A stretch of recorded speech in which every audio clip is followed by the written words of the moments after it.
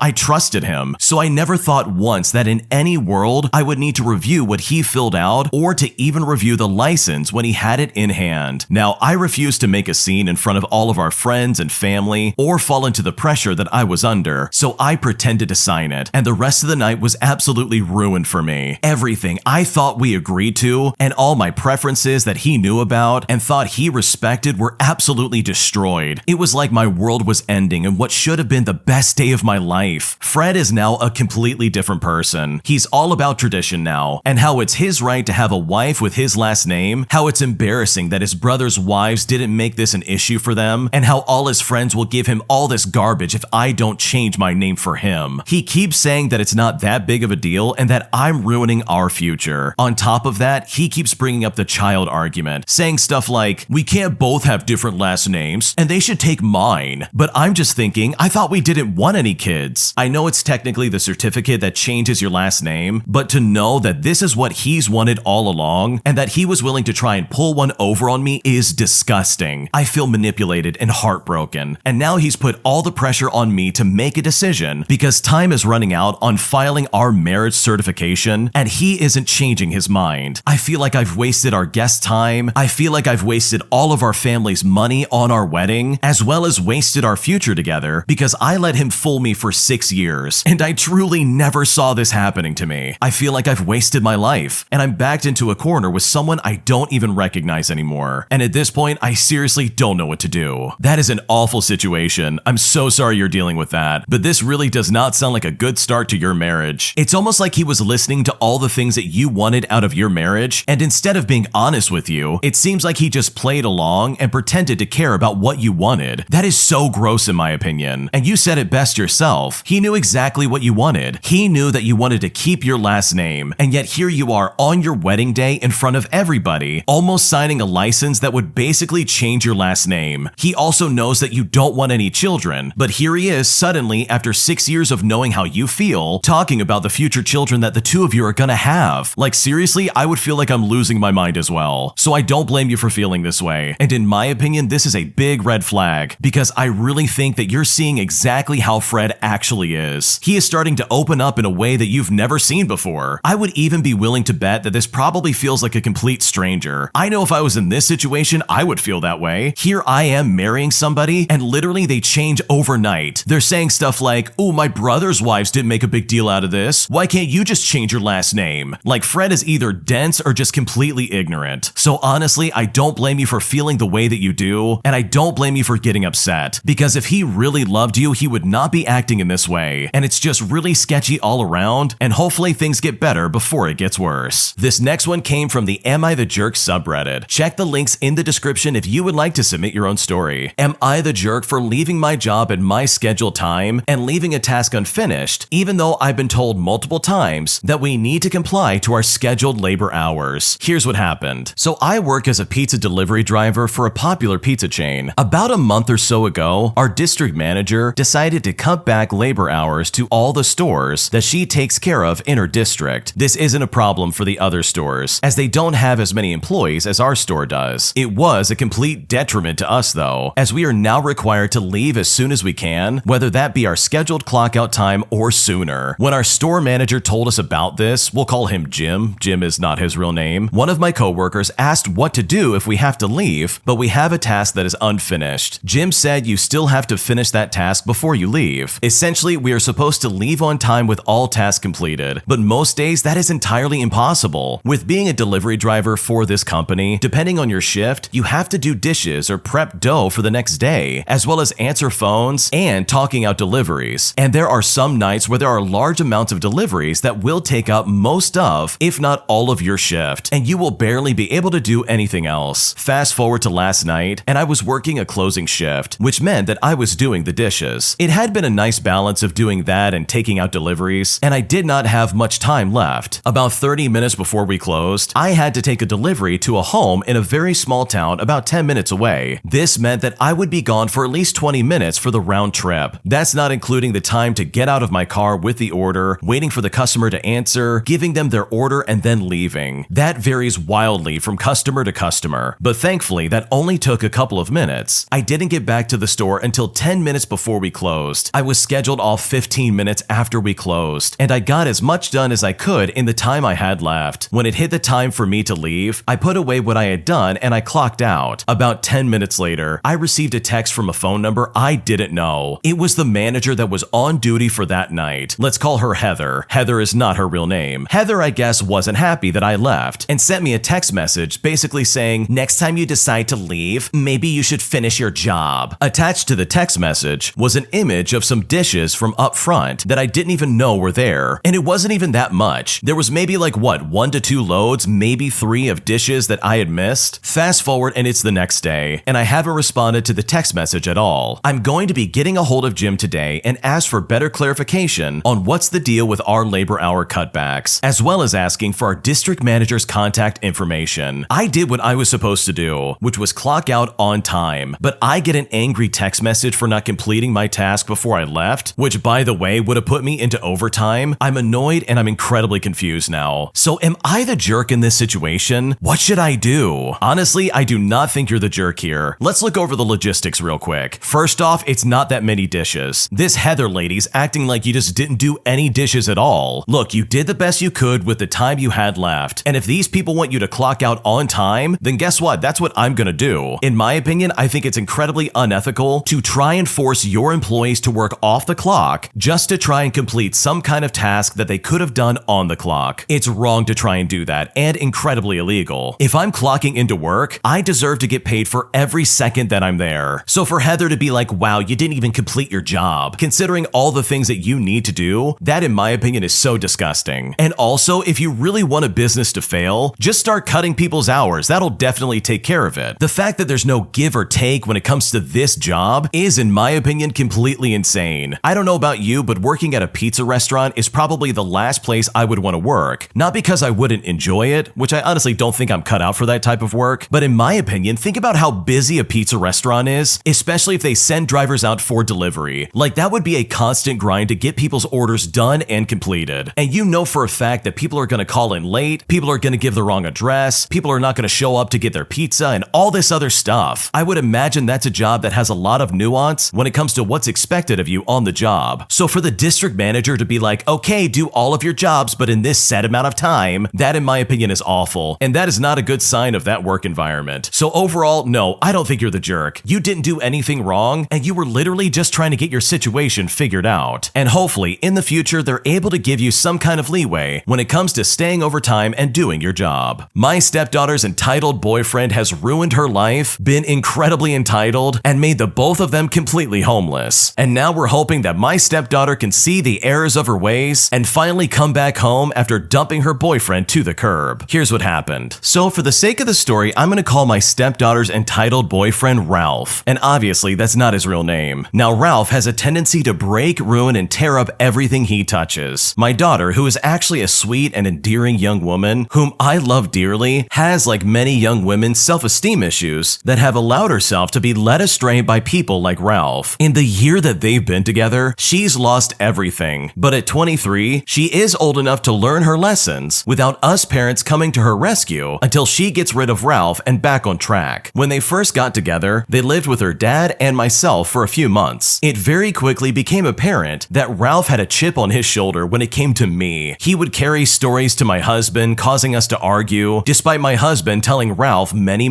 times that my house was mine and everything in it was mine. But Ralph would keep asking my husband, not me, if he could have various things in my house. He also kept getting more and more animals, despite the fact that we would tell him no more. Now, neither were taking care of the ones that they had, and they weren't buying dog or cat food or cat litter. My husband and I were, and they weren't picking up the messes, while also not training them and just allowing them to tear up our belongings. Now, Mary Jane is legal in our state, if you know what I mean, and there is a dispensary in our town, and the only work that these two would do is door delivery, and she would just do her job for the daily payout, just to then get enough money for Ralph to make a purchase at the dispensary every day, along with eating at fast food restaurants on top of that. The moment that Ralph's chip on his shoulder came to me was when they brought my husband a soda one night, while also walking in the back door right past me, while calling out, "Oh, we got you one, it's your favorite soft drink." And they were saying this to my husband in the living room with zero inclusion of me. Now, another example is my stepdaughter asking if she could use my debit card to go get the four of us drinks at a local convenience store one hot day. My husband and I were unloading stuff from the truck and trailer in the backyard, which honestly was no problem. However, when checking my account, they spent $20 on food for Ralph without even asking. The final straw came along when I told them that they had to replace the bedroom door that their dog chewed the bottom out of, while also refusing to allow them to get a pit bull mix that they wanted to rescue, even though know it had a bite history. I did not want that entering my home. And by this point, they moved to my stepsister's mother's house. But honestly, this is just the tip of the iceberg at how awful Ralph truly was. During their time there, my stepdaughter kept getting tickets in her car, which is only registered to my husband. They were not paying their insurance, which, by the way, I had bought my stepdaughter her own policy and paid the startup out of my money when they lived with us. And I didn't pay the plate renewal either. Now her license is suspended, and it cost my husband about $600 to get plates. Again, in his name only. Plus, they had damaged the car and it needed repairs. So he took it from them before her license was suspended, but after the police took the plates from the car, my husband let her use the truck, which was on my insurance policy. But unfortunately, Ralph drove the truck. He has no license, and to top it all off, he blew the motor in it. And now it's sitting and it can't even be used. I told my husband I would put the car on my insurance for him, but only if he drove it. And if he returned it to them, I was canceling the insurance, which I stood by. Nevertheless, Ralph called daily demanding my husband return the car to them once it was legal and fixed. After 3 weeks, my husband finally said, "Look, jerk, I don't know what it is that you think you're trying to accomplish here, but you're not demanding anything from me and you're not getting the car back. I may have originally bought it for her before she got with you, but it is my car in my name, and I'm keeping it in lieu of the truck you ruined. Don't call me again about the car." Now, we had been hearing of ongoing disputes between my husband's ex and Ralph. Things got so bad there that Ralph told my husband's ex-wife to pack up her stuff and get out, and this is all in her own home. Another time, Ralph said to her, "Shut up and remember who you're talking to." So we all decided it was time to let our daughter hit rock bottom, since she wasn't seeing how Ralph had taken her from being a sweet, lovable, well-liked, and responsible girl who was also in a college nursing program, all the way to this person with a criminal history and no prospects at the moment. My husband's ex-wife moved in with her boyfriend, turning the power off at the home that she had been renting, and told her former landlord, whom she was actually longtime friends with, that she wouldn't allow it to affect their friendship if he convicted them for squatting. When my stepdaughter called wanting to come back, my husband told her that she could, but Ralph absolutely could not. Now, they were staying at a homeless shelter in town where Ralph's mom lives, and to top it all off, even Ralph's mom won't let them live with her either. Now, we hate seeing her go through this, but the entitled jerk who is Ralph that she just won't let go of has really brought her down, and she can do so much better than this guy. This guy actually told us once that he couldn't work at a factory that he interviewed at, all because it was climate controlled and his heart condition won't allow that. Then he argued with me and my husband that climate controlled meant controlled by the climate, so it was hot in the summer and cold in the winter. We haven't seen him hold a job or do anything useful and productive since they've been together, and instead he just uses and demands stuff from people. And it's really unfortunate how he's ruined my stepdaughter. Yeah, Ralph does not sound like a good person. He sounds like one of those guys who is clearly using everybody around them and is just trying to find a new way to get by. He doesn't hold a job, he doesn't do anything like that, but instead he found this 23-year-old girl and he's like, "Yeah, I'm gonna stay with you, baby," and as a result, he's just dragging her down. That's really unfortunate, but honestly, if I was in your shoes, I would do the same thing. I would take a step back and be like, okay, this is the results of your actions. This is the man that you want to date. This is no longer our problem. And now look at them. They're homeless, they have no car, and they have a criminal record. Like seriously, at that point, it's time to have some self-reflection and be like, oh wow, Ralph is the problem. Let's kick Ralph to the curb. So hopefully your stepdaughter can see the errors of her ways and she can come back from this and do better in her life, because Ralph is not the answer. And frankly, this guy is only gonna drag her down even more. If you like Am I the Jerk, you're probably going to love Am I the Genius. Check it out, link down below in the description. Also, go to amithejerk.com/submit if you would like to submit your own stories. An entitled customer freaks out when they're checking out at my store, angry and furious that they got an item for free when they believe that they should be charged full price. And I've never been more baffled by anybody's logic in my life. Here's what happened. So I work in a supermarket, and our policy is to give an item for free if it scans higher than the ticketed price. As I often am, I was called over my headset to check a price on something that scanned higher for the customer than they expected. Reaching the location in the aisle, I noticed an old price ticket that should have been removed previously. It was still there, and it was giving the impression that this item was half price. So I informed the checkout operator that the price was wrong, and I thought that was it. A couple of minutes later, I hear a call over the speakers informing that there was an aggressive customer at the front end. Basically, this means as many team members as possible should attend in order to scare a customer that may be physically violent into backing down with a large presence there. there. Myself and a manager got there first, and this guy was going on about how he wasn't charged right for his items. He has 4 items, and following the same policy that gave him the first one free, he would get all the subsequent items for the price advertised on the shelf. So he had 1 for free and 3 half price. He insisted that it was wrong and it should be more expensive. Myself and the manager clearly explained how the policy worked and that he was actually much better off because he got 1 for free. But he wasn't having it and kept arguing about it and told us to just charge him for all of them. As soon as the final one was put through, which was half price, his whole tone changed and he calmed down immediately, saying it's already cheap enough, he doesn't understand why it should be free, and then just proceeded to leave. I should also point out that this item, even at full price, is under $5 each, so it's not big money, but anything free these days should definitely be considered a win. Yeah, the guy in this story was being really weird. Who gets angry over being charged what, less than $7 basically? Like, you already have 1 item free, why can't you just roll with it? Why cause such a big scene over something so small? And I agree with the original poster here. If something is being advertised as free and you're getting it legitimately for free, then you should just take it and run. Like, that's what I would do. You're not stealing from them, they're giving it to you for free. Like, there's nothing wrong going on right now. So yeah, the guy in that story was being really weird, and there was literally no reason to act like that in the first place. An entitled, awful customer treated me like garbage, claiming that I didn't know what I was doing, despite the fact that I was doing everything I can to help them out. And when I heard about this from a coworker, it honestly ruined my day. And I'm so sick of customers treating service workers like garbage. Here's what happened. So at my job, we are shorthanded, and when I come into work, I don't know what to expect when I come in. I'm either working several departments all alone, or I'm on the register. We are short-staffed because people are quitting. Half the store associates got chosen to do a week-long inventory project, and hours have been cut. I come in for my shift, and I'm told I won't be on the floor, and instead will be a cashier outside because they don't have any. So there's no one in my area to assist customers because I'm on the register, and we can't leave the register area. And this has happened several times before. Eventually, a man comes in and needs some stuff loaded because he has had back surgery. I let him know ahead of time that there's no one out there, but I can page on the intercom for someone to come and help. Usually, when you page for a loader, no one who works inside comes along to get involved unless a manager also gets involved. Some of the managers just expect you to find a solution yourself, and last time I was told to just keep paging. Well, no one comes out, so I try again. Now he is already getting frustrated. He goes inside and suddenly the cashier's manager pages me to go load the customer, not realizing that I'm on the register. So I call her on the work phone. She forgets I'm on the register and goes to get me some help. She pages for the guy, but no one comes. Then she tells another manager, and first he tells her to do it, but ends up getting 2 other guys. Seconds later, after her page, several other associates page on the intercom that a customer needs help loading. And of course, it's for the guy. The cashier manager has no choice but to come out and do it herself. She loads as well as 2 other guys that worked in different areas. Then suddenly the cashier manager comes to my register saying how the guy went inside and was bad-mouthing me to everybody in there. He supposedly said to one person that the little girl out there doesn't know what she's doing, but thankfully she supposedly stood up for me. Now, I worked here for years and was aware how things were going to turn out, but honestly, when I heard about that, this honestly ruined my entire day. Wow, what an awful customer. Like, for starters, how can someone not understand that people at a cash register that has, money in it, they're not allowed to leave their station and they have to stay put? Like, it really sounded like the original poster was doing everything they could to fix this issue. And instead of being patient and compassionate about the situation, this guy turned into a massive jerk. And the fact that he had back surgery honestly has nothing to do with it. I know people who have had really bad surgeries as well, and they never act like this in public when they're recovering as well. So seriously, overall, people just suck. And no matter how hard you try to please everybody around you, there's always going to be one guy around the corner who simply cannot be pleased. My wife is suddenly acting incredibly different, as her personality has changed nearly overnight, and her behaviors have become very cold and reclusive. And I'm honestly not sure if she's having an affair or not. And at this point, I seriously don't know what to do. Here's what happened. My wife and I have been together for 14 years, and we've been married for 7. We have a 7-year-old son and a rather comfortable and happy life. We own a house, we have no debts, and we are in good health. Our relationship is stable, although we argue from time to time like any other couple, I guess. Since the birth of our son, my wife has voluntarily chosen to stop working and invest the time into parenting instead. I have always supported her with her decision and naturally took over over the part of earning the money and paying the bills. I love my wife. She is an incredibly caring mother, sometimes even a bit too much, and she is warm-hearted and attentive to the needs of me and my son. We know and trust each other, and we were always kind of proud of the strategy of our connection, which got us through some rough patches of our relationship. But since 2 months ago, all is different. It all started with an argument about a senseless small thing. Whenever this happens, we usually cool down after 1 to 2 days, where we talk very little. After this period, we make peace and get back to normal life. This time, however, my wife remained in the state of silence and started changing suddenly. She stopped eating and started working out a lot. She applied for a job and got it, and she will start working next month. When she leaves the house, she does not say where she's going or when she's going to be back. Towards our son, she is very impatient and even a bit harsh. Needless to say, our love life has stopped completely, and she is, of course, overly active on her smartphone all the time. When I confronted her after several days, she told me that she wants to be selfish at the moment. She understands that her radical change must be hard and strange for me, but she can't do anything about it. I asked her if she's having an affair, and she said no. Since a couple of weeks ago, we live basically next to each other with very little to no signs of affection. I'm extra nice to her, and every now and then I try to initiate discussions to improve the situation, but I have the impression that I bother her with that. From her side, I see no remarkable effort to change anything. She is not angry or nasty. She is just straight up cold. Today, I found out by coincidence that she created a Bumble account. And for anyone who doesn't know what Bumble is, it's a dating app on your phone. I don't know what's going on or what to do. Is she having a midlife crisis and needs time to overcome this? Or is it already too late and I need to accept that this is the beginning of the end? What should I do? Wow, this seems really sketchy. Like, it really does seem like she is straight up cheating on you. Think about it. All of a sudden, she's acting different. She's no longer the loving wife that you remember. She's treating you and your son like garbage. And that's a big shock to me personally. Like, if I had a partner who was like, look, I'm gonna quit my job to invest in my son, and then suddenly she's like, never mind, I'm gonna get a job, and then treat my son like garbage, I'd be like, whoa, what is going on right now? Like, her behavior is incredibly suspicious. She's not talking to you anymore. She's giving you the cold shoulder. She's obsessed with her phone, and you just found out she has a Bumble account. I mean, I don't want to make any assumptions here, but it really seems like she is straight up cheating on you. And if that's the truth, I'm so sorry that's happening. So hopefully some kind of solution or the truth can come out about what's actually happening. Maybe in the future, some kind of discussion can come about where you can talk to her or something along those lines and figure out the truth once and for all. Because the position you're in right now is awful. And I know if I was in your shoes, I would definitely want answers sooner than later. Am I the jerk for not showing up to my sister's wedding, as well as calling her ungrateful when I helped her in her time of need? Here's what happened. So my sister, who we will call Ashley, that's not her real name, had her wedding yesterday, but I did not attend. 2 years or so ago, when she was going through medical depression and required treatment, I had helped her. She didn't have the money, and I was the one who paid for everything for her. None of her friends had helped, and neither did any of our relatives. Much later, when she had gotten out of her issues, I once urgently required some money. I asked her and she refused by saying that she can't help and not to bother her again about it. I was shocked, considering how much I spent on her. And when she continued to refuse, I asked her whether she had forgotten what I had done for her. Ashley asked me how I can say that I cured her when it was the medicines that worked, and that I wasn't the doctor. She said that it was the medicines and the doctors that treated her and not me. But you know what? I didn't argue. Well, when the wedding date was fixed, I told her that I was not coming. She was surprised and asked me why, and I told her that I have better things to do with my time than attending weddings of people like her. She then got mad and asked me what my problem was, and that she wants everyone to be present for her wedding. She asked me to not insult her, and I told her that she herself had insulted me by brushing away everything I did for her, and that she is very ungrateful for not helping me with money when she should have. I told her that I hadn't even asked her for the money back that I had spent on her, but she had no humanity at all. So we had an argument, and everybody asked me to forget about what she said and just attend. But I did not attend her wedding, and I didn't even congratulate her either. So am I the jerk in this situation? What should I do? I don't think you're the jerk here. I mean, obviously help isn't like a transactional thing, but she really is being a jerk for not trying to return the favor, or at least saying thank you of some kind. Like, it really seems like she got the treatment and then she's like, well, you didn't do anything to help. And it's like, what are you talking about? I literally gave you the money to get better. So I don't think it's totally out of line for you to be like, hey, I'm in a tight situation and I really do need some help. And you would think she would at least try to help you out, or at least be there for you in the same way you were there for her. Now, when it comes to the wedding itself, I know that if I was in your shoes, I probably would have shown up. It's obviously not ideal, but at least with the way she acted when you asked her for money, you now know that she is not reliable, and you should probably not really help her out with anything like that ever again. I personally don't think it was right just to take it out on her and be like, wow, you're a bad person for not giving me money, and then saying, I'm not gonna go to your wedding. I don't know, something about that just seems wrong. Like, somebody's wedding is a really big deal. I know personally I could at least put my grievances aside and try and be there for my sister, but that's just how I would do things. But what do you think? Do you think the original poster here is the jerk? Would you have gone to the wedding even if your sibling was treating you this way? Leave a comment down below. We would love to hear what you have to say. An entitled Karen demands that I hand over my annual pass discount at a famous theme park that we're both attending, and I'm honestly just so blown away by some people's entitlement. Here's what happened. So I have an annual pass to one of the most famous theme parks in all of Europe. I pay about $200 a year for my annual pass, and this pass comes with benefits, such as a 5% discount on souvenirs and food. And at the time of this story, I just so happen to be in a souvenir shop where I bought some pins because I collect them. In front of me is a woman with a stroller full of goodies. Stuff like kids' pajamas, blankets, plushies, all sorts of merchandise and souvenirs. She just finished paying and she sees me holding my pass. She suddenly looks very happy. She says to me, "Oh, you have an annual pass? I was looking to become friends with an annual pass holder just so I could get my discount." And those were her actual words too, by the way. The cashier just looks at me with a face that says absolutely not. She turns to the cashier and says to her, "Can I return all this and buy it again with her discount?" But after she said this, the cashier obviously said no. This woman then leaves the shop somewhat annoyed, and I go and pay for my pins. I chatted with the cashier for a bit, and he just let out a sigh and said, "Wow, the audacity of some people." Now, even if I had met her before and she asked for a discount, I would have definitely said no. I pay for my annual pass with my own money. If she wants a discount, she should get her own pass. The only people who can benefit from my discount are family, friends, and me, not some random lady who buys a ton of souvenirs and feels entitled to other people's discounts. Later on, I walked out of the shop and I saw her talking to one of her friends or maybe her sister about how she could have gotten a 10% discount if people were just a bit nicer to her. For starters, lady, it was only 5%, and I'd be surprised if she actually found somebody to give her the discount with that attitude. So honestly, what's everybody's take on this? It's the shop's policy, of course, but what would you do if someone asked you for a discount just like that? That is honestly insane to me. First off, you're really gonna try and return all these items just to take my discount? Sorry, but I don't know you. I'm not gonna give that to you for a second. If I paid nearly $200 a year for an annual pass and I was consistently at this theme park, I would not hand out my discount to everybody around me. I would be using it in the same way the original poster did, using it on friends, family, and myself. There are also people who do that when it comes to like going to the grocery store. Like sometimes grocery stores have like a membership thing where you get points for buying stuff at their store and some kind of perks come along with it. But even then, I'm not about to use my points on their stuff. So yeah, if I was in your shoes, I would have done the exact same thing. I would have kept the annual pass to myself because I spent my hard-earned money on it, and I'm not about to give that out to anybody that I see. An entitled patient and her boyfriend demand that I abandon a dying ICU patient just so I can get their Uber Eats order, complaining that they don't want to have to go downstairs and get it themselves. And I'm truly blown away by their entitlement. Here's what happened. So I work in a high-level hospital as an ICU nurse, and my managers are fantastic with staffing, meaning that if you have a crashing, heavy workload patient, they'll make the other patient you have an easier one so you can focus on the sick one. For a bit of background, ICU nurses have 2 patients, and we specialize in critical thinking, whereas the telefloor is the normal part of the hospital where people think about and hold less sick people who don't need as much attention. So these nurses have 6 patients. So the beginning of my shift after I report in, I show my face and I say hi to my less sick patient who is doing fantastic and just currently waiting for transport to move her. I say to her I'll be back at around 9:00 p.m. in 2 hours unless she needs me for something else. So this gives me time to stabilize the sick patient next door. Unfortunately, the sick patient in room 1 starts coding and the team is actively doing CPR. There is a crash cart in the hallway, 3 doctors are here, a whole team to try and save this young guy. My team is working on medication, intubating, keeping compressions going, etc. All while I'm talking with the doctors about what could have possibly caused it. And at this point, I'm halfway outside the room for the healthier patient in room 2. She sees me through the window, presses the call light, and I ignore it because I have very pressing matters. And I mean, this really should be obvious for anyone looking in. Now, this is where the craziest part comes into play. Her boyfriend ends up opening the door and standing in the doorway to just stare at me with his arms crossed. Now, just to give them the benefit of the doubt that she could be concerned about her health, I say, "Is everything all right?" And he just gives out an annoyed sigh and tries to lead me inside. Of course, I only pay attention to him when the doctors go into room 1 to brainstorm on their own and assess where to go if they get the guy back. I look back through the window of room 1 and I realize I can give them 5 seconds to make sure nothing weird is going on. So she literally says to me, "Can you go get my Uber Eats order? It just said that it arrived downstairs." I swear I could have had a stroke from high blood pressure at that moment. I kindly said to them, "I'm sorry, but I'm busy with a critical patient. Is there any chance that you could do that?" I then look to the boyfriend, who has plopped into the recliner with his feet up watching Netflix again on his phone. He then responds by saying, "Go get it for her? You know what? I would rather not." Oh, you don't want to, huh? I mean, did they not see the mess next door through the window? I mean, I was literally talking to 3 doctors, and there's a hot mess of people outside the room who are trying to save this person's life. So I tell him, no, I can't. The entire team is actively trying to save someone's life, and none of us are available to leave. So either you can go get it, or I can have someone get saltines for you instead. This guy lets out a sigh, gets up slowly, and then says, "Fine, I guess I'll go get it then." All while I turn and head back into room 1. This dude literally has to turn his shoulders to slide through the massive group of people, still angry that he has to take 1 elevator down. When they get moved to another room at around 10 o'clock p.m., he's speaking loudly on the phone, complaining about how the nurses are rude, and they don't even get food for their patients and all this other garbage. Now, the icing on the cake for all of this is that she had just gotten off an insulin drip for being in a diabetic coma, and this guy seriously still wanted to be lazy. Never have I met a more entitled person who put having to walk and get their own food delivery above someone else's life. Wow, that is unbelievable to me. Can they seriously not see what's going on? First off, they have to know that they are in a very specific area of the hospital. This is not a normal area. Literally, they're in the ICU. This is where people can very easily not survive what's going on. They're either in a coma or something horrible has happened to them. Like seriously, this is where things can go badly really quickly. So the fact that the both of them are acting this way is honestly astonishing. It sounds like there's a window that you can really see into the other room, and you know exactly what's going on. So they literally see all this action outside of the other patient's room. Like, how can you not then infer that, oh, something might be going wrong? I mean, the biggest clue might be the fact that they're doing CPR. I don't know. I mean, how selfish and entitled can you get? Like, these nurses are not your butlers. They're not going to get your Uber Eats orders. They have a lot of important things that they're doing. They can't just walk away and do that. So the fact that the boyfriend was acting this way and trying to be all tough and folding his arms and all the other garbage he was spouting off was super entitled and unbelievably toxic. If you like Am I the Jerk, you're probably going to love Am I the Genius. Check it out, link down below in the description. Also, go to amithejerk.com/submit if you would like to submit your own stories. Today, I messed up by eating tuna inside of a vegan's home. Here's what happened. So my friend and I, both freshly 18 years old, had saved up for a few years to travel the world. We started with Canada, where we first stayed with my friend's cousins, just to save on costs early on in the trip. One of the first things we were told by the wife, let's call her Linda, that's not her real name, as she was driving us from the airport to her home, was that her husband was a hardcore vegan, and we can't bring up the subject, and most definitely not ever eat or bring meat in the house, as this will upset him. So I'm thinking, okay, easy, no meat. I mean, how many meals need meat anyways? And we're only staying here for a month, I can do that. Well, my friend and I were both into fitness and got into a really good exercise regimen during our first weeks in Canada. We were walking, running, doing calisthenics, etc. And this made us naturally very hungry. We were both also very aware that exercise is extremely benefited by a high amount of protein, and the only meals we had been eating mainly consisted of pasta, cheese, and potatoes. So we were feeling a bit malnourished, and we felt our hard work was going to waste somewhat. One morning, our host told us that they would be out for the whole day, which at first wouldn't make a difference to our day, as we would be exploring the local area anyways. Well, that afternoon, my friend and I were on a stroll when I had the brilliant idea. I thought, instead of the usual cheesy pasta tonight, why not reward our bodies with some source of protein? I mean, the hosts were out, so they would never suspect a thing, and I'm sure that even if they did, it wouldn't be an issue, as there would be no trace of any meat anywhere. My friend friend agreed and we went into the nearest supermarket and bought a few tins of tuna to go into the cheesy pasta. We got back to the house and we made the meal, which really hit the spot, and it filled the gaps that we felt we had been missing in our diet for the past couple of weeks. We washed up and went to chill around the house. The hosts returned from their day out, and my friend and I are sitting in the same dimmed room, relaxing and just enjoying some downtime. And that's when I see a shadow in the doorway. We hear a voice say, "Have you been consuming a dead animal in my home?" And we were not sure who this stern voice was. I mean, how could he know? I made sure to clean up everything meticulously. I panicked and my first instinct was to lie. I said to them no in a calm manner, but I started to notice that my heartbeat was thumping in my ears. This guy then said, "Then why does my home smell like corpses?" I finally broke and I said I added some tuna into our meal. He shook his head and he stormed upstairs. I'd like to remind you at this point that we were two young, well-meaning young ladies trying to make a good impression on the world who had undervalued some earlier advice, so this confrontation really hit us hard. My friend and I looked at each other in shock, not knowing at all what to do. The husband wasn't the most approachable man at the best of times, and less so when we've broken his #1 house rule. After about an hour of contemplating, we went upstairs and nervously knocked on his bedroom door. My friend explained the situation for us, which at the time I thought was fair, but now I know it should have been me, as it was my idea. The husband stayed pretty quiet, but his wife was also in the room comforting him. We went to bed that night not knowing if we were leaving the next morning, despite having not booked anywhere to stay for another 2 weeks. The next morning, my friend and I were greeted with a piece of A4 paper that had been slid under our bedroom door. Confused, we went over to it to pick it up. It was a full-page letter from our host, in detail explaining the rules of staying at people's houses, how you should act, and that your presence should be a gift in return for staying there, and that you should always, whether you agree with them or not, follow the rules of that household. At first, we were relieved to see that there was no mention of us having to leave. And of course, these are all wise words, and I did eventually take them on, despite feeling somewhat rebellious at the time, especially towards such an authority other than my parents. We continued our travels for about 8 months and came back to our home country of Scotland, significantly more mature than we were when we first started. Okay, first off, yeah, this is a massive mess up. Like, how could you not know that canned tuna would smell awful inside of a house, specifically a house where nobody ever eats meat? Like, he probably smelled it like right away. I mean, there's no fooling somebody who literally doesn't eat meat and probably is repulsed by it. But truly, the way he acted was obnoxious. Like, literally just grab some fragrance spray and spray it around the kitchen. It will literally get rid of the smell and everybody's fine. Like, these are 18-year-old children. It's not like they did that on purpose just to spite you. They probably didn't think that you would act in this way. I think if anything, if they wanted to get some protein in their diet, they probably should have eaten at like a restaurant or something like that instead of fixing it in their home. But there is a silver lining. If you do plan on traveling, you now know not to go to those people's house ever again. Because if you bring meat into that house, that guy's gonna freak out again. And I don't think you want to have to deal with that guy a second time. My entitled colleague decides that she needs her perfume so badly that she would rather make me sick than stop spraying it all over the office. And I'm honestly so glad I don't work with these people anymore. Here's what happened. So this happened a few years back at an office I'm no longer working at, thank goodness. I'm autistic and very sensitive to strong sensory input. Strong smells and perfume give me migraines on good days, and on bad days, it's enough to send me into a dissociative meltdown. After a very trying year, where I ended up fully breaking down in the office in front of everyone, they finally put some accommodations in place that meant it was less difficult to be in the office. The relevant rules basically asked people not to spray perfume in the office. They could still wear it, just put it on somewhere that wasn't in the shared office space. Well, what happened next is honestly the worst thing that has ever happened to my colleague. She repeatedly came to my desk and would complain about how silly the rule was, and it wasn't fair that everyone was being forced to not use perfume, all because I was being overly sensitive. It's important to note, by the way, that they had seen my meltdown and was convinced that her perfume could not have been part of the problem. At this point, I had fought hard to get these extremely minor and reasonable accommodations, and I knew that if I started making concessions, none of the accommodations would last very long. So I told her to just not spray perfume outside or in the bathroom and she would be fine. Unfortunately, it wasn't the end. I came back from lunch the next day to find my desk had been drenched in perfume. It was so strong the plastic cover on it was still slightly warped. So I, unsurprisingly, ended up having another meltdown within an hour or two. She never took responsibility for spilling the perfume, but made a big show of it, saying how she didn't think I should be working in a shared space if normal things were so hard for me. Well, fast forward and I now work from home from a different job, and honestly, I'm glad that's the case. And to this day, I still get an instant headache when I smell that particular cheap strawberry scent. Wow, your coworker's a massive jerk. Can you imagine being that insensitive that you drench someone's workspace in perfume that they can't smell? Like, that is workplace harassment, and that is so unacceptable. And not spraying perfume around the office shouldn't just be a rule for someone who has autism and they can't handle this much sensory overload. As for myself, I have asthma, and if people are spraying perfume all over the place, it's gonna be hard for me to breathe, and I'm gonna need to go home. So this lady was honestly super inconsiderate. She was such a jerk for drenching your workspace in that perfume, and there's honestly no good excuse. So it's really good to see that you have a different job now, because those people did not care about you in the slightest, and you can do so much better than those old jerks back at your old job. Am I the jerk for making my ex-husband give our son his car keys back after he was caught having road rage on his dash cam? Here's what happened. So my ex-husband and I have a 17-year-old son who began driving and got his own little car a little over a year ago. He has had a good clean record so far, and there have been no accidents. Earlier this week, however, he had a minor road rage incident. He was in a left turn lane at the red light behind two other cars. The light turned green, but the car in front didn't move. The car in front of my son and my son leaned on their horn, but they still didn't move. They blasted their horns non-stop for a good 15 seconds, but the car still didn't move. The light turned red, and just afterwards, the car in front ran the red light and then made a U-turn. My son, as the car passed him in the opposite lane, flipped off the driver and screamed out, "You stupid jerk!" And this was at the top of his lungs out the window of the driver's side of the car. And this was all at a woman who looked like she was in her 60s or 70s. Now that intersection has long lights, so my son had to wait a long time for the next green light to come around. Coincidentally, this woman lives in the same condo complex as my ex-husband and son, even though neither of them claimed to have ever met her before or recognized her. But she apparently recognized my son and his car. She confronted my ex-husband about it a couple days afterward. She made my son's behavior sound a lot worse than it actually was. She said that my son was intimidating her, and she also downplayed her actions. She said she just made a tiny driving mistake and didn't give any more details other than that. My ex took a look at my son's dash cam footage and saw the whole incident. While he did agree that it wasn't nearly as bad as she made it sound, he was still angry at my son. He made him apologize and told him he would be taking away his keys for a whole week, meaning that he would have to walk to school and everywhere else. He made a big deal about how he doesn't want his son disrespecting women and his elders or road raging. Now, I thought his punishment was way too harsh considering the circumstances. I had a long conversation with my ex the day after he made the punishment, and I made clear how I felt and demanded that he give him back his keys. He stood his ground at first, but eventually and very reluctantly gave in, since I'm the parent that he spends the most time with, and thus the one who has ultimate veto power. My ex seemed very unhappy about our son getting out of his punishment. So am I the jerk in this situation? What should I do? No, you are not the jerk here. Everybody's had road rage. We have all had stupid people in front of us who don't know how to drive, as well as countless other situations where we just lose ourselves a little bit and say things that we regret later on. And honestly, I think it's a good idea that your son has a dash cam so that you and your ex can really make sure that your son's doing what he needs to do. But when it comes to the punishment, I think taking his car away for a week is really inappropriate. Like, the situation wasn't that bad in my opinion. The lady in front of him was absolutely at fault, and not only did she run the red light, but she also neglected literally everything in front of her. She wasn't paying attention, most likely on her phone or something like that. And then she does an illegal U-turn on the red light. Like, seriously? This lady's the one with the problem, not your son. And sure, you can reprimand him for yelling and saying all the nasty things that he did, but at the end of the day, it's this lady's fault. She started this, and your son just responded in a not so nice way. So no, I don't think you're the jerk for getting his keys back. His car is not a luxury in this type of way. He needs it to get to school and do other things, and taking that away would literally hinder his ability to live. So I think the punishment really needs to be something that he can live without, because taking the car away, in my opinion, is just a little bit too extreme. My wife complains that I don't clean while I cook dinner, so I proceed to maliciously comply and clean our kitchen to make it absolutely spotless, resulting in dinner never actually being made. And after doing that, I no longer get bothered about cleaning up as I cook. Here's what happened. So I am a 33-year-old man, and I often do the cooking at our home, including the washing up that happens afterwards. My wife, who's 34, does not usually cook. We established that by our second date years ago. I love her to bits, but she is a culinary disaster, and trust me, time has failed to make any improvements. It really is a lost battle. The sequence of dinner prep usually starts as soon as I finish work. This involves chopping meat and vegetables and rounding up anything that was previously marinated or thawed. This is immediately followed by cooking and then serving to be eaten hot. It seems logical to me that meals should be enjoyed while they are fresh, while cleaning up can essentially wait, especially if the kitchen is not being used by anyone else in the meantime. I am also the one who normally does the washing after everyone has eaten, and I wash all the cutlery and all the cooking prep stuff in the process as well. This is done while my wife settles down our toddler into bed. I prefer this setup because I can get all the washing done in one go, and everyone can eat their meals at the same time and they can enjoy it together while it's fresh. I don't like washing the pots and pans or the dishes right after cooking and before eating. My wife, however, seems to get annoyed at this. Every now and then while I'm cooking, if she walks in, she will start complaining, making notes that I should pack this and that up, that I should clean the board while waiting for the stir fry to finish. Sometimes there's literally no downtime for certain dishes, especially with several to serve before it gets too late for the toddler. Now, to be clear, I certainly clean some things as I go, especially when it concerns raw meat or things that need to go back into the fridge. I'll wipe things down if there's like an offensive spill or anything like that, but for things like chopping boards or even certain empty packages or condiments, I will leave them on the bench top until I am done, or at least when I'm washing up. Things that I don't feel pose a risk or have any urgency to be put away other than making the kitchen look tidy during cooking. And I'm honestly happy to be proven wrong. Anyways, one day for whatever reason, my wife got really snarky at me because I left the chopping board out next to the pans, saying it's not hard to clean as I cook. So I thought, whatever, that's fine. So for the next meal, I made sure to clean up everything I touched as I started my meal prep. I had already made sure that the little one had had her dinner, so there's no harm in drawing this out. Need to open that can of pasta sauce? Better wash down the can opener and dry it before we start. So I guess I've got to wipe down the whole kitchen top as well. Oops, I dropped a garlic clove. I'd better give the whole kitchen floor a good scrub. Oh, wait a second. Is that a bit of charred residue on the stove? Okay, better degrease the entire area. I think at this point you can catch my drift. My wife has put the little one to sleep by now, so 3 hours later the kitchen is sparkling. Literally, there's not a spot of dust or debris anywhere. But at the same time, the pasta has not entered the water and the sauce materials have not even touched the pan. My wife then asks me, "Hey, where's dinner?" And I tell her I haven't started cooking because I still need to clean the fridge. There are some stains under the tomato tray. After that, she eventually went back to bed. Now, I still cooked and packed her lunch, but ever since then, she hasn't bothered me about cleaning up ever again. That's a really funny way to get someone off your back. Like, think about it. Here you are trying to make dinner for you and the rest of the family, and your wife is like, "Wow, you should do a better job about cleaning." It's like, okay, I can either cook the food or I can clean. Which one do you want me to do? Unless she wants to step up and start doing the cleaning as you're cooking, then there's not really an option for you to do both at the same time. Like, that's just asking for a mistake to happen and for something to just straight up go wrong. So I personally find this to be a really funny approach to basically show your wife, hey, I'm doing the best I can, and if you really want this place clean and spotless, trust me, I can do that. Because personally, if somebody's cooking food in the kitchen, it's my job to either support them or stay out of their way, because chances are they probably know exactly what they're doing. Otherwise, they probably wouldn't be cooking dinner for you or anybody else in the house. My entitled father demands that I not listen to the doctors who are about to perform surgery on my ankle, claiming that he knows better than them and that they are only trying to ruin my life. And I am so annoyed at his existence, and I honestly can't wait to finally cut him off. Here's what happened. So for a bit of context, in a couple of weeks, I'll be having an ankle fusion. I've been having extreme pain in my ankle for quite a while, and in the last few years, it has gotten worse and worse, and the orthopedic doctor has decided on an ankle fusion. The game plan is for me to stay a few nights in the hospital and about 2 weeks at a physical rehabilitation facility to help me learn how to use a walker. I also have a bleeding disorder, which requires some staying in the hospital, and they decided rehabilitation would be good since I live alone. And as for the walker, they decided that was better for me than crutches. But I also have a wheelchair coming in as well. Everyone's hopeful about the procedure. I'm hopeful, my mom's hopeful, my family's hopeful, my friends and my girlfriend are hopeful. The only one who isn't is my dad. And by the way, the only reason I told him I was having surgery was because I thought it would be better to just tell him instead of him getting even angrier for keeping the surgery a secret. You see, he is very anti-doctor, and in the last few years has been going deeper and deeper into the rabbit hole of alternative medicine. During the pandemic, he wanted to sign me up for this pyramid scheme involving pine needle tea to give me COVID immunity and to cure me of my autism. And not too long ago, he sent a video from an alternative medicine lady who was talking about how no processed sugar and no gluten will suddenly just cure my autism. In fact, he's been very persistent that I'll be a better person for the world overall if my autism is cured. He also believes that mental illnesses are not real, but just fabricated by doctors to take you out and take your money. And that is just such a bunch of BS. And now he's spouting off about how an ankle fusion will not work. He started rambling about how with limited mobility, I won't be able to exercise and will therefore become fatter and less desirable to everybody. Now, I do have a weight problem as well as internalized fat phobia thanks to him. I told him how the doctors will plan to give me modified shoes to help me walk around. But then he went off about how they'll break my ankle. I told him I'll have physical therapy to help me use a walker on one foot while I'm non-weight bearing. And then after the healing, they'll do more physical therapy to help me walk around normally again. And how I'll have a wheelchair to help me get around if I need to go out. He then snapped about how I'm not listening to him and that it's proof that I need family, more specifically him in my life. And what he says next honestly just blows me away, proving to me once again just how entitled he truly can be. He then demanded that my mom either have me stay with her for the entire recovery process or I stay with him for the entire recovery process. But I stood my ground and I told him that's not necessary. I said that we already have a plan and that I trust these doctors. Well, that made him really mad, with him yelling if I trust strangers more than family. But I firmly told him that is not what I meant. And just because he's not confident in the game plan doesn't mean that he has to be doom and gloom about everything. Surprisingly, that made him realize he wasn't gonna get to me and then huffed out that if I want to try, then fine. But if something goes wrong, I'm gonna regret not taking his help. Now, when it comes to me and my dad, I have plans to cut him off, and I'm already mentally prepared for life without him, because nowadays his words no longer hurt me like they used to. I'm no longer afraid of him, and I'm simply annoyed at his existence, and I'm just so annoyed that he will always be an entitled father. Yeah, your dad does not sound like a very nice person. First off, there's nothing wrong with having a mental illness or being autistic. And no, there's no cure for autism, but that doesn't mean that just because you have autism, you're like half a person or something like that. Like those kind of comments, as well as him being like, oh yeah, mental illness, that's not real. Doctors made that up just to take your money. That mentality, in my opinion, is so unbelievably toxic. Like there's no good excuse for that. There's more than enough scientific research to prove that wrong, and the fact that he would try to cure you of being autistic shows to me the kind of father you had to deal with growing up. So truly, I'm so sorry you had to deal with that, but in the grand scheme of things, it seems like you're close to cutting him off, because this guy does not sound like a good person in general, and I don't blame you for not wanting him in your life. If you like Am I the Jerk, you're probably going to love Am I the Genius. Check it out, link down below in the description. Also, go to AmITheJerk.com/submit if you would like to submit your own stories. This next story came from the Am I the Jerk subreddit. Check the links in the description if you would like to submit your own story. Am I the jerk for asking a woman to remove her sunglasses just so I can properly check her identification? Here's what happened. Okay, so to give some explanation, my job is at a supermarket. I work as a personal shopper for the e-commerce department, which does all the shopping for the customer so they don't have to come into the store themselves. Part of the job involves running these orders out to the car, which I actually do quite often, and I have gathered a lot of repeat customers whom I am on a first name basis with, and we are very friendly with each other too. Today, I got a customer who was a middle-aged gray-haired woman who looked about as old as my paternal grandmother. I saw there was some beer in the order, which required me to ask for her ID in order to allow her to purchase it. She hands me her ID, and then I say to her, okay, can you please remove your sunglasses for just a moment, please? Now, I was taught that if a customer wears sunglasses when purchasing alcohol, we have to ask them to remove them briefly, just to make sure their eye color matches what it says on their card. And I've had no problems with it up until now, because the moment I asked that, she responded by saying, no, you're the only one who does this to me. Nobody else asked me to do that except for you. I'm old enough to purchase this alcohol and you know it. Now, when she said that, I was taken aback, because nobody's ever flipped their lid over something like that before. before. I then told her I'm sorry, but it is the law that I ask this. And right after I said that, she said to me, no, it's not the law. Your job is to take my ID and not ask questions. Then she said that if I didn't like it, I could have just called my manager right out and see what she had to say. Now, I knew my manager was going to take my side because she knows I would never do anything to hurt or offend anybody. She's had her fair share of Karens and Kevins in the past and knows that some people in this world are just straight up nuts. I just stayed silent and scanned her ID just to avoid any confrontation. I then unloaded her order into the back of the car in silence before going back inside. And the moment I saw my manager, I began venting to her about what just happened. She understood and was taken aback by what I told her, since she had no problem with that lady in the past. She told me I did the right thing and that I did nothing wrong. Now, a lot of my coworkers who I'm relaying this story to say that I was in the right and that this lady was just entitled and believed that the law didn't apply to her just because of one small detail. But I still need to ask, am I the jerk for asking this woman to remove her sunglasses just so I could check her ID? No, you are not the jerk here. You can hide so much behind sunglasses, it's not even funny. Like with some people, your entire face can change if you have the right pair of sunglasses. So I don't blame you for doing your job. It would be no different if a guy rolled up and they had a baseball cap on. Like, sure, you gave me your ID, but I still need to, I don't know, check and make sure you are the person that you're saying you are. That's not an unreasonable request. And you were literally just doing your job. So no, you're not the jerk. This lady clearly had a chip on her shoulder, and she is just one of those typical Karens who's gonna get offended at pretty much anything that comes her way. My entitled aunts treat me and my mother like garbage right after my father passed away, criticizing us for following my father's wishes when it comes to his funeral, as well as many other details that they simply didn't like. And I'm honestly blown away by all of their entitled behavior, and I seriously hope I never deal with them ever again. Here's what happened. So I'm a 39-year-old female, and I often semi-joke that I am cursed with an overabundance of aunts in my life. While this could be taken as literal truth, I once had a total of 14 aunts in my family, and that's both biological and by marriage, and some of them have passed away by now. Now, the part of this that isn't a joke refers to 5 aunts who have gone above and beyond to make my life miserable in some of the most recent years of my life. 3 of them feature in this story. We'll call them Aunt Jo, Aunt Lynn, and Aunt Rose. And for the sake of this story, these are not their real names. Let's go over some background about each one of these aunts. Aunt Jo is my late father's younger sister, with whom he has always been very close. She's an ultra-fundamentalist Christian who is quite vocal about her political opinion and had subsequently fallen victim to stupid online theories. Now, I actually used to really enjoy being with her, but she's so insane now that I've sadly had to sever all contact. When it comes to Aunt Rose and Aunt Lynn, who are 2 of my mother's younger sisters, they used to be a lot of fun, especially Aunt Lynn. She was my favorite of all my aunts for several years. Both have grown increasingly sharp-tongued and entitled over the last 20 years or so. I noticed some verbal aggressions from Aunt Rose and Aunt Lynn towards me here or there over the years, but I guess I used to just shrug it off because they're critical of nearly all my cousins as well. I started to sense outright resentment from both of them after I finished graduate school. So anyways, this particular story concerns my aunt's behavior after my father passed away a couple of years ago. My dad had Alzheimer's, among other problems, so I moved in with him and my mom in order to help care for him once he became too much for my mom to handle on her own. For almost 2 years, I put my life on hold to take care of my dad. I found it very lonely and difficult at times, but it felt to me like the only moral choice I could make, and I have no regrets. The pandemic exacerbated my dad's mental and physical decline, and after a series of traumatic falls, he developed a brain bleed and had to be sent to a hospital out of state. I mean, there were no hospital beds left near us because of the pandemic. He spent the last 2 weeks of his life alone in that hospital before he finally passed away. Losing my dad that way was excruciating. My mother and I were both quite weak from long COVID at the time. I mean, we were sick for nearly 9 months, and having the end happen the way that it did, not getting to see him or say goodbye after being his daily caregiver for nearly 2 years, was honestly so hard. My mother was quite frail right then, so I had to take the lead on making the calls and decisions after Dad passed away. Thankfully, Dad had always been very clear about exactly what he wanted. He wanted to be cremated, he didn't want a funeral, and no obituary, so I followed his wishes to the letter. The day after my dad passed away, Aunt Jo came to talk to my mom. I assumed that she was offering condolences since she and my mom had been friends since high school. But nope, Aunt Jo deemed it essential to inform my grieving mother that her husband of 52 years was now in the deep depths of Hades all because of her, since she didn't make him go to church. She went on and on, telling mom that his blood is on your hands. My mom tried to no avail to remind her that dad staunchly refused to go to church with us for years and years. Aunt Jo became impassioned, reminded mom that according to Aunt Jo, she and I were both agents of the devil who lost their salvation because we didn't vote for her political candidate. And finally, after she said that, she hung up. My mom was naturally an emotional wreck. 2 days after my father passed away, Aunt Lynn and Aunt Rose ganged up on me in a family group chat to bother me about not writing an obituary. I was operating in a mechanical survival mode where I had not yet allowed myself to cry, and I had not even begun to touch the way in which my dad had passed away. My aunts kept on at me for an entire morning until I finally responded that they could write the obituary if it was that important to them. I then ignored the group chat after that. The very next day, I went over to visit my Aunt Lynn, who lives about 15 minutes away from my mom, and I really needed some support because I was carrying so much right then. I was also hoping to get her to understand about the obituary, since dad had been so adamant about not wanting one. And also, my mom didn't want one either. Moreover, I knew right then that I could not emotionally handle writing one up. Instead of offering any understanding, Aunt Lynn spent over an hour berating and lecturing me for not mourning in the way that she wanted me to. She accused me of being cold and unloving because I had not cried in front of her. She called me an ungrateful, hateful, and spoiled daughter. I tried to explain that crying is something very private to me, and that I had to remain strong to take care of mom right then. But that just made her angrier. I finally broke when I got home from that visit. All my misplaced guilt and grief came flooding out, and I finally felt more alone than I ever had before in my life. As punishment over the obituary, Aunt Rose and Aunt Lynn then ceased all communication with both me and my mom for over a week. Complete silence and complete abandonment. And mind you, my mom, their own sister, had done nothing to them and had just lost her husband of 52 years. She was so frail and so affected by the lack of support that I thought I would likely lose her too within a matter of weeks. She could barely speak coherently in the condition she was in, and she also refused to eat. I finally told off both aunts via text messaging and said that they needed to support their sister, so they broke their silence with her but not with me after that. Eventually, after a few more weeks, my aunts eventually opened up towards me and we returned to somewhat friendly relations. And you know what? I never got an apology, but I also knew better than to expect one. I dread what my aunts will put me through when I eventually lose my mother, which hopefully won't happen for several years. But at least I now have my husband to support me when that day eventually comes around. Wow, your extended family is awful. Like seriously, how could they act like that? For starters, they're like the least supportive people on planet Earth. They literally went out of their way just to put down you and your mother, right in the throes of your father passing away. Like you didn't even have a chance to say goodbye to your dad, and these people are already all over you, treating you like garbage. Like what is their problem? How can anyone actually act like that and still try to be like, oh yeah, we're family? No, you're not. No family member would treat me that way. At that point, you just become somebody I'm related to, which in my opinion is a massive difference between calling you family. Someone who I consider family, whether they're blood related or not, is someone who would be there for me in my time of need. They would stand up in my defense and they would comfort me when I've lost a loved one. But instead, you have aunts who are picking away at your sensibilities and try to judge you for doing exactly what your father wanted. Meanwhile, the other one's convinced that you're the spawn of the devil, all because you didn't vote the way that she did in the last election. Like seriously, what is going on here? But seriously, with all things considered, you really did handle this as well as you possibly could, considering all the backlash from your stupid extended family. So hopefully, in the future, nothing like this ever happens again. I know if I was in your shoes, I would be cutting these people out of my life. Because you know what? I don't need that kind of energy, especially if somebody's gonna try and come after my mother as well. That would be my final straw, and there's no way I would ever put up with them ever again. My entitled mother basically spoiled my entire wedding, bossing me around and treating me like garbage, all because I wasn't doing things exactly the way that she wanted it done. And now that it's 3 weeks after my wedding, she is still refusing to talk to me, and she has yet to apologize for the way she treated me. And at this point, I seriously am not sure what to do. Here's what happened. So to start things out, there's a lot of context leading up to the drama that I'm about to describe, but I'll do my best to to sum it up. But basically, my partner and I have decided to have a child-free wedding, and my brother and mother were absolutely horrified when they found out about this. They tried to say I was ripping the family apart and all this other garbage. Fast forward a few months, and my brother has largely moved on, and my mother is trying her best, but still has an occasional outburst about it. Now, the day before my wedding, everything just goes south incredibly quickly. My other brother, who honestly, bless him, is the only person who didn't upset me during the planning of the wedding, calls me up and says that he has COVID, and that's honestly really bad. We have a number of vulnerable people coming, and I cannot risk anyone getting sick. I'm very close to him, and I'm devastated that he can't come along. I call my mother in tears, and instead of reassuring me that the wedding will still be lovely or anything like that, she admits that the wedding's gonna be garbage and is largely upset about all the food that she's bought that will now go to waste. So at this point, I'm furious, and we agree she insinuates that everyone thinks less of me because of my wedding being child-free. She then essentially emotionally blackmails me into inviting my sister-in-law and my young niece because if I don't, she won't have anyone to talk to. I then said I was glad I was becoming a member of a different family, which is not my finest moment, but admittedly, I had reached the end of my rope. Fast forward to that evening, and I'm heading to my mother's place for the night with my maid of honor. I call my mother to let her know that we're on our way, and she is absolutely hammered. She can barely string together an entire sentence. We arrive, and I have to look after her. My maid of honor makes us dinner, we have to collect the flowers without her, and neither of us can drive. I'm trying to sober her up. All the while, she's phoning and messaging her friends, telling them that my wedding is a disaster. So yeah, thanks for that, Mom. I'm so angry by this point that I can barely keep it together. The wedding day arrives, and all things considered, it was an absolutely wonderful day. My mother barely spoke to me, and we haven't even spoken properly since the wedding, and that was about 3 weeks ago. And of course, there was no apology to be found. Absolutely nothing. The kicker is that her response to my brother, when he said how hurt I am, was to say, oh, we're both hurt. So there is a better chance of Hades freezing over than her actually taking responsibility for her actions. I'm honestly at a loss here in how to move forward. I don't want to speak to her first because I know she won't apologize, but I don't think I can just brush this under the carpet either. Am I overreacting here? What should I do? Honestly, I don't think you're in the wrong in the slightest. Let's get some things out of the way first and foremost. Your mom sounds awful to deal with. She sounds like the kind of person who clearly wants to make everything about her. Like, just look at the way she was reacting when you said, hey, I want a child-free wedding. Which, by the way, I don't think that's a bad thing at all. Like, it's your wedding first and foremost. But also, kids do have a tendency to try and ruin pretty much everything around them. And that's not just me being mean and being like, wow, I don't like kids or anything like that. I know I've seen it happen, and I'm sure you've seen it happen as well. But some parents aren't very good parents, and they let their kids run around like crazy and do whatever they want. And if I was getting married, that's the last place I would want that to happen. So having a child-free wedding is completely reasonable. You're not asking for something that's totally out of line. You just want children to not be there. So for your mom to be like really bent out of shape about that, and to really be harping on the fact that kids aren't welcome there, that seems really weird to me. But it's also the fact that she really would not let this go. Like, she was really bent on trying to make you feel like garbage for calling the shots on your wedding. Like, isn't that the one day where you do want to have it exactly the way you want it? Like, your mom is being so intrusive, literally just trying to change things just to fit her agenda and her needs. She was guilt-tripping you, she was treating you like garbage, and then, even 3 weeks after the wedding, she refuses to talk to you and even apologize in the first place. And with all those details in mind, I don't want to be that guy, but it really kind of sounds like your mom's a narcissist. Like, you can't negotiate with her. She clearly tries to make herself the most important person in the room all the time, and based on what you've described, I really don't think you'll ever get an apology from her. So truly, I don't blame you for being upset, and honestly, moving forward, if I was in your shoes, I would just be very cautious with what I tell her. I would probably make sure I have some distance from her in my life, and I would embrace this new family that I just got married into. And even though you were kind of upset, you said it best. You are excited to get to know this new family. So hopefully you can move forward without your entitled mother trying to get in the way of your marriage. Am I the jerk for telling my wife that my parents tried to give our son a DNA test just to try and prove whether or not my son is actually mine? And now, as a result, we are going to be restricting my parents' access to my son. And at this point, we seriously don't know what to do. So I'm a 29-year-old male, and I'm married to a woman who's 32. Ethnically, she is Korean, although she grew up in the United States, and I'm of Northern European descent. 4 years ago, our first son was born. My parents were incredibly excited excited to be grandparents and have done a great job of helping raise him. Since he was born, he has visually been a carbon copy of me. He has my hair color, my skin color, my facial features. If you squint just a little bit, you can kind of sort of see a bit of my wife, but we've actually had an ongoing joke where I'll sit her down and promise her that she is in fact the mother and that I was never unfaithful. Now, she is tired of the joke, but I find it hilarious at least. Anyways, 3 months ago, our second son was born, and it was a beautiful baby. But this time, with genetics being how they are, he looks nothing like me, but he does look exactly like my wife. I mean, I suppose his skin is whiter than hers, and his hair is a bit like mine, but basically, the little bean is mommy. The first time I introduced him to my parents, I couldn't believe their reaction. They were so excited until they saw his face, and then I saw unmistakable disappointment, followed by compensatory false enthusiasm. I immediately figured out why, but I haven't brought up the topic. Well, last Saturday, my parents were by having a visit. My mother insisted on putting him to bed while my father and I were having a couple of beers. About 15 minutes later, after she left the room with him, I said that I was going to go check on her, but my father was oddly insistent that I not. I knew something was up, so I walked into her putting a little swab into a plastic container, and I knew exactly what it was. My mother was shocked when I walked in and whispered that I should in no circumstances tell my wife, who was sleeping in another room. I said okay, and then my mother made me promise, and I ended up promising that I wouldn't say anything. But you know what? The moment they went home a few minutes later, when my wife woke up, the first thing I did was tell her, because there's no way I'm gonna let something like that slide. She was horrified. I completely agreed with her sentiment and promised I had absolutely no doubt in my mind about the paternity of our second son. Then she said that she really didn't want them to see the baby, to which I completely agreed. My wife called them the next morning and told them she knew everything, and now they are furious. They insist they never even sent the sample, and they better not have, because I don't want my son's DNA in some database that will probably erroneously link him to the Zodiac person or anything like that. My parents and sisters think I shouldn't have told my wife, and they think that I should convince her to get over it. But I truly don't think that I was in the wrong, and at this point, I seriously don't know what to do. Your family is insane if they can honestly think for a second that you're gonna keep this from your wife. Your parents crossed a serious boundary. They literally tried to have a DNA test of your son. Like, think about that for a second. They tried to send his DNA off just to somehow prove that your wife was not faithful with you. Like, seriously, that is insane behavior. And I don't blame the both of you for saying, nope, you're never seeing our kid ever again. Your parents and your sisters are completely wrong. They are the jerks in this situation. I mean, how can you even justify this? There's no way this is appropriate under any circumstance. Also, I'm pretty sure it's illegal to take somebody's DNA, specifically the child's DNA, without the parents' consent. And why would they give that consent in the first place? They know that that is their child. So no, you are not the jerk in this situation. Your parents are awful, and the fact that they would try to do that and then make you swear not to say anything is honestly just so toxic. Honestly, halfway through reading this, I was worried that you weren't going to do the right thing. But thankfully, you are a good husband, and you absolutely did the right thing. If you like Am I the Jerk, you're probably going to love Am I the Genius. Check it out, link down below in the description. Also, go to amithejerk.com/submit if you would like to submit your own stories. An entitled customer demands that we tell him exactly how to get to our store, all the while refusing to use any kind of application or even Google Maps just to help them get to our store. And I'm just so blown away by their entitlement as well as how utterly clueless they were. Here's what happened. So I work in a specialty store, and this story happened a while ago. I was behind the register, and I noticed one of the assistant store managers has been on the phone for a very long time. Normally, phone calls only take a few minutes, as it's normally just customers asking a question or two about our inventory, as well as our return or exchange policy or stuff like that. Now, the phones are behind the registers, and there are two ways to get behind the counter and to the registers and the phones. Because this was a busy day, all registers are being manned. Sometimes during a lull in the crowd, us cashiers will leave the counter to stock the shelves, fill in, or just to talk to customers. When I see the line is getting long, I start heading back to the registers. However, the assistant store manager is still on the phone with the customer and is looking pretty irritated at this point. Unfortunately for me, she is in my path, and the other way behind the counter is blocked by customers and other cashiers. Instead of asking her to move, I decide to duck underneath her, which ended up with me losing my footing and hitting the counter, but that's a different story. When she finally gets off the phone, she sighs sighs and gives me a very exacerbated look. She explains that a customer was trying to get to our store to do an exchange or something like that, but she didn't know where we were. Instead of going into Google Maps or something like that, she decided to ask the manager for directions and wasn't understanding the directions. Fast forward, and later on the phone rings, and I was the unfortunate person to answer the phone, and it was the same lady. And the following conversation is what happened next. I say to her, "Thank you for calling our store. How can I help you?" The lady on the other line then says, "I'm trying to get to your store. Can you tell me where you are?" So I do just that. I tell her what shopping center we're in, as well as what stores were close by. She then says, "No, like, can you tell me how to get there?" I say to her, "I'm sorry, ma'am, I don't understand." This lady then goes on to say, "I'm on the highway heading south towards your city. What exit do I take and what road should I take?" At this point, I see why the assistant store manager was so upset. I'm thinking to myself, oh no, this is going to be such a pain. So I start describing exactly what she needs to do. I tell her the exit she needs to take, I tell her the road that we're on, as well as detailed instructions with very specific directions in order for her to get to our store. But none of that mattered. She responded by saying, "Oh, I didn't get that. What exit should I take?" For the next 15 minutes or so, I was repeatedly telling the lady instructions on how to get to our store, and she was still not getting it. I had customers to check out and other things to do, but I was stuck on the phone with this woman because everyone was so busy and no one would be able to answer the phone. I was so close to telling the lady to just use Google Maps or something like that and then just hang up on her because, oh my gosh, like seriously, this was so annoying. I can't remember how the call ended, but I told the manager about the woman who called and she laughed in sympathy. I went off on my break not long after and the lady managed to get to the store. I didn't get to see her, but I was told that she was an older lady, but not too old to not know how to use a phone. Sometime after I came back from my break, the woman calls again. And yet again, I was the unfortunate soul who had to answer the call. I can't remember what happened exactly, but apparently there was something wrong with the exchange and she wanted to know what she could do about it. So once again, I was stuck on the phone for a long time. When she finally hung up, I honestly regretted taking my break because I was so irritated and I definitely needed some time to cool off. Yeah, that sounds really annoying. I totally understand where the original poster's coming from because I've been in that exact situation before. It's like, why can't these people literally just download Google Maps or any other like GPS application to get them where they need to go? Like seriously, it's not that hard. And I know personally I always ran into this, but I would hate it when people would be like, "Wow, you work there. How do you not know how to get there from where I'm at?" And you just want to respond and be like, "Really, buddy? Are you kidding me right now? I don't know this place like the back of my hand. I know the route that I take and that's it." So yeah, I know exactly what you're going through here. I've dealt with this myself before, so I completely sympathize with you being stuck on the phone with this weird, clueless old lady. An entitled Karen demands that I take her to the Applebee's in the mall that I'm walking into. And even after I told her that the Applebee's closed and that it doesn't exist there anymore, she decides to follow me, clearly determined to talk to whoever my manager is just to try and get me in trouble for not complying to her every demand. And I've honestly never been more blown away by somebody else's entitlement in my life. Here's what happened. So this story happened about 8 years ago, and where I used to live, there was this small mall where on one side there was this big entryway. The first floor had a TJ Maxx and a few other small places that were always changing, and the second floor had a grocery store and some other vacant spots, with the third floor being a movie theater. On the other side was restaurants on the first floor and a small entryway with an elevator that went to the back of the second floor and the movie theater. One day I was meeting my then boyfriend for a movie, and the showtime was cutting it close to when I got off work, and I had a late call that got me out of work pretty late. So I was honestly in a giant hurry. I worked in an office, and I was still dressed in a skirt suit, and I was wearing high heels trying to rush down the street, just so I wouldn't miss anything more than the previews. There has been an Applebee's in one of the restaurant spaces that had closed like 6 months before this incident. It was clearly closed and still looked like an Applebee's that closed. It had all the right signage up, but there were newspapers in the windows, as well as a printed paper suggesting people visit a neighboring city's Applebee's while also giving it its address. So there was no way that you could possibly confuse that this was indeed a former Applebee's. So I'm just running along, and at that moment, a lady gets out of her car parked on the street near me, and she then starts yelling at me. She says, "Excuse me, where's the Applebee's?" But I just keep walking, and I say, "It's closed." She starts running behind me and says, "Where is it? You should take me there." Now at this point, I'm kind of freaked out, so I just say no, and I keep walking. It isn't very far to the tiny elevator room room, so she follows me in, and her husband or boyfriend or whoever, I'm not really sure who they are, they come in as well. She begins to yell at him about how I won't tell her where the Applebee's is, as well as something about meeting her son or her daughter, or something like that, and how important it is that they get this right. So I'm now very awkwardly waiting for the elevator, and she just keeps going on, talking to the guy about how she is going to speak to the manager and let them know that I wouldn't take her to Applebee's. And when I heard that, I was totally baffled. Like, I don't work in the mall, let alone at the closed Applebee's. I am wearing business professional work clothing. She saw me walking to the building, and I don't have a name tag. There is nothing that could lead her to believe that I work at Applebee's. But maybe she was trying to follow me to a different job? I honestly wasn't sure. Finally, the elevator comes, and all the while, she is still talking to the guy about how she can't believe I wouldn't just take her to Applebee's. It ends up being a long ride because for some reason, someone had left the grocery store with bags and decided to take the up elevator instead of waiting for it to go back down. So I hear in detail about how she is going to talk to the manager. Now at this point, I don't even understand what she thinks is happening, but I just refuse to engage in the situation. I mean, I really should have just gotten off the elevator altogether. We finally get to the movie theater and she keeps following me to the desk area. My boyfriend had left a ticket for me there. We actually saw so many movies at the time that the worker recognized me and just handed it to me. Confused, the lady goes, "I want to speak to her manager." And he of course goes, "Well, that's not really gonna work because she doesn't work here." And as I'm walking away, I hear her shout out, "Well, she wouldn't take me to Applebee's." Now, I just kind of stopped walking when I heard this because I want to know what is going to happen. And that's when this guy straight up says, "Well, that's because it's closed." This lady literally crumpled to the floor and started screaming, "This is a movie theater." At that point, I just went in, so I have no idea what she thought had happened. Like, did she really think she followed me to an Applebee's that looked like a movie theater? The best part about it was the guy with her never talked and just nodded along the entire time. And I'm sure at that point, he had long since learned not to bother her when she's having a freak out. Wow, that lady was absolutely insane. Like, she just completely ignored you when you were like, "Yeah, Applebee's is closed." Like, why would you lie about that? And also, why would she try to then be like, "Ooh, I'm gonna talk to your manager. I'm gonna get you in trouble." For what? For telling the truth? And how on earth would you get me in trouble? Like, seriously, this lady was super crazy. But I think you handled that perfectly, and you chose not to engage in this weird lady's behavior, because I'm pretty sure this lady was probably looking for some kind of argument, and by avoiding it, you never gave her the satisfaction of trying to lash out. The entitled owner of the restaurant I work for leaves me alone with a trainee in the middle of the busiest service we've had in a long time. So I decided to stand up for myself and tell him enough is enough, and that I would not be taking this anymore. Here's what happened. So for a bit of a disclaimer, I'm a Frenchman working in Paris, and the whole philosophy of restaurants and service industries is very different here, especially when compared to the United States. But as some backstory, I'm a 24-year-old male, and I've been working at a fancy restaurant for over 10 months now, and many times I end up being the only person in the front of house. That means I do all the drinks, I wait on tables, I take orders, I clean and close after service all by myself. And the restaurant has in total about 68 seats. This has been mostly manageable so far because the shifts I end up taking alone are for the most part pretty slow. Now, it does mean that there's no breaks and no mistakes are allowed at all, but I somehow managed to get by. I've even gone up to around 30 guests alone in a single shift, which is doable when they don't come in at the same time. Usually when there are a lot of bookings, the manager of my boss's other restaurants comes in and helps me out, but he's been sick for about a month now, and things just keep going downhill very quickly ever since then. Now fast forward to yesterday's dinner service. The owner told me a few days ago that there was going to be a trainee, and that he would help me as well since we had more than 30 bookings already. I had done lunch service alone and everything had gone okay. I opened the restaurant at 6 p.m. for dinner service, and there's no signs of the owner or the trainee. The owner usually arrives at around 7 o'clock when he comes to help out, so I honestly didn't think much of it at the time. But as time continues, I'm starting to stress out. I have a total of 18 guests that have booked for 7 p.m. What if the owner told the trainee to come in at 7 and he shows up even later than that? Well, the trainee arrives a little bit before 7 o'clock. It's a very nice young lady around my age, and it's then that I start showing her around. I don't have a uniform for her, and I am interrupted by the guests who start coming in, so I told her to wait, and I texted the owner, who said he would be there in 5 minutes. The owner owner arrives at about 7:30, ignores the trainee, and hands me the shirt. At this point, I'm a little upset, so I just leave him standing there, and I deal with her as I have tables to attend to. As service continues, the owner tells me to oversee as I see fit, and that he'll do the run. I decide to give her a small part of the restaurant, telling her that she can ask me any questions that she might have, and that I will handle the rest. At this point in my section, I have already a 5-top, double 2-tops, and 4 2-tops outside, and people just keep coming in. I have left the trainee with a 6-top and a 3-top, and that's been mostly finished that I've basically taken care of, as well as a 5-top that just sat down in her section. I see at the corner of my eye that the poor trainee is freaking out in her section. Her tables are calling me when I glance their direction. The kitchen is ringing up everything at once. The dishes aren't coming out. I rush in there and I see that the owner has left. So this guy, without telling me first, has left me alone with a trainee in the middle of a lunch service with 30 people already seated. I gave my phone to the kitchen and I told him to call the owner back and tell him that he needs to come back here right now. I was fuming all service long. I didn't talk to him. He is mostly useless anyways. I mean, he usually is anyways. I mean, this guy has owned restaurants for more than 15 years now, but still doesn't know how to pour a beer. As things start slowing down, he starts saying that he's gonna leave, but I tell him I'd like to talk to him first. I start off by saying that I don't know if you noticed, but I'm a little bit upset. The owner then pretends to be surprised and asks me, why, what's up? I explained to them and I said, remember when during my hiring interview, I mentioned that I left my previous place because I had all the responsibilities of a manager without the title or the pay? Well, you left me alone with a trainee with more than 30 people seated. The owner then said, I don't understand why in this restaurant you guys complain for so few people. I was gonna go help my other restaurant where there's only 3 people for 90 customers. So I shot back at him and I said, okay, how many of those 3 people are trainees? He then went off on this tangent about other shifts and issues that he's been having with a bartender, basically dodging the question altogether. So anyways, fast forward, and before dinner service today, which is a day after the above events, I sent a message to the owner stating that I would not be supervising tonight's trainee, that it wasn't my responsibility, and I was already in the weeds being alone and everything else on my plate. Just by looking outside the window, I could tell there was going to be even more people than yesterday for dinner, so I prepared all of front of house, meaning the bar and the serving racks, for the nightmare that was about to await us. Now, he didn't answer my message, of course, but surprisingly, he actually stayed and overlooked her almost all service. Guys, it was hilarious. Seeing this guy look at his phone for what we have in terms of sauces at the restaurant, while still getting it completely wrong, will stay in my memory pretty much forever. I did kind of feel bad for tonight's trainee, but I still helped her when she asked me directly, or when the owner said something really outrageous, like that she could take away someone's plate as soon as they're done, even though other customers at the table were still eating. Now, for what it's worth, I'm already trying to get another job. I'm a computer science student, and I just keep the job in the meantime just so I don't starve. It pays okay, and since this place does get a lot of tourists, I get a lot of people from the Anglosphere that tip very well, especially compared by Paris standards. Wow, that sounds like an awful work environment. And honestly, with all things considered, I don't blame you for trying to find a new job. And trust me, I know exactly what you are describing with this owner. They own a bunch of restaurants, they have all this supposed experience, but when it gets down to the brass tacks, and they're supposed to have some kind of idea of how this place is run, they don't know the first thing about anything. They're no longer knee-deep in the bushes trying to figure out this restaurant, as well as provide quality service to the people in the restaurant. They're too busy playing businessman and investing their money that they've forgotten what it's like to be the average worker. So in that regard, I think it was a really good idea for you to basically give them a wake-up call. You basically said, look, I'm not doing this for you anymore. I'm not gonna act like the manager if I'm not gonna have the title. That's a waste of my time and I'm not gonna do it. And I really don't blame you in the slightest. I also think it's really cool that you're describing your experience in Paris, because I know when I've waited tables and I've worked in the restaurant industry, my experience was pretty similar. Of course, it wasn't like some really fancy place like you're describing. Mine was more of like a chain restaurant in America, but I think there's a similar experience there of being overwhelmed and not sure what to do, as well as dealing with owners who clearly don't know what's going on. So good for you for standing up for yourself. Like, you already have a lot on your plate as it is, no pun intended. And the last thing you need is an owner who's not going to do their job and properly train someone in the way that they're supposed to do. Thank you so much for watching. We love and appreciate you guys so much. Please subscribe if you haven't already and hit the bell to turn on on notifications. Thank you again, and we will see you in the next video.